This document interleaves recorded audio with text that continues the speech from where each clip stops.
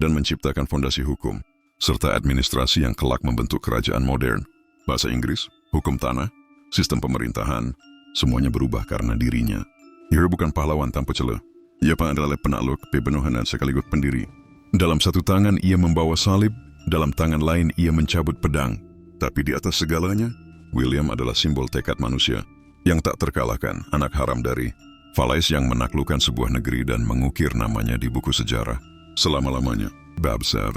Anak-anak sang penakluk. William meninggalkan dunia bukan hanya sebagai seorang raja, tapi juga sebagai seorang ayah. Ia tamat memiliki banyak anak, namun 3 putra adalah yang paling mencuri perhatian sejarah: Robert Siculus, William Rufus, dan Henry Beauclerk. Robert Siculus, putra sulungnya, diwarisi Normandia, tapi hubungan William dan Robert adalah cerita penuh luka. Robert keras kepala, pemberontak, dan memiliki ambisi lebih besar daripada kesabaran. Mereka pernah bertempur sebagai musuh dalam perang saudara yang getir. William bahkan pernah mengutuknya dengan suara parau yang hanya bisa dikeluarkan oleh ayah yang patah hati. Celaka kau, darah dagingku yang durhaka. William Rufus, putra keduanya, mewarisi takhta Inggris.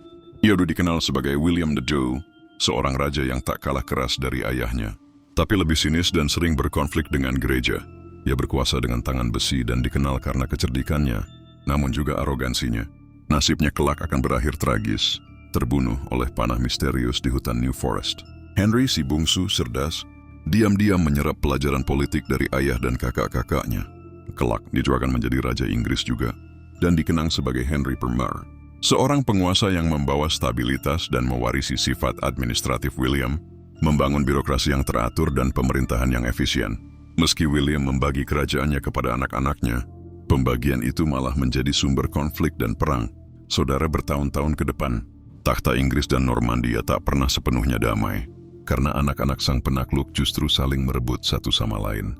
Babi Yoite, bayangan Domesday. Setelah kematian William, Domesday Book tetap menjadi warisan monumental yang tak tergantikan. Buku itu disebut-sebut sebagai penghakiman terakhir karena kedetailannya, seolah tak ada yang luput dari mata Tuhan. Bahkan desa kecil dengan 3 sapi pun tercatat di dalamnya. Para petani takut akan isi buku itu, karena menjadi dasar pajak dan kerja paksa. Tetapi di sisi lain buku itu membawa keteraturan.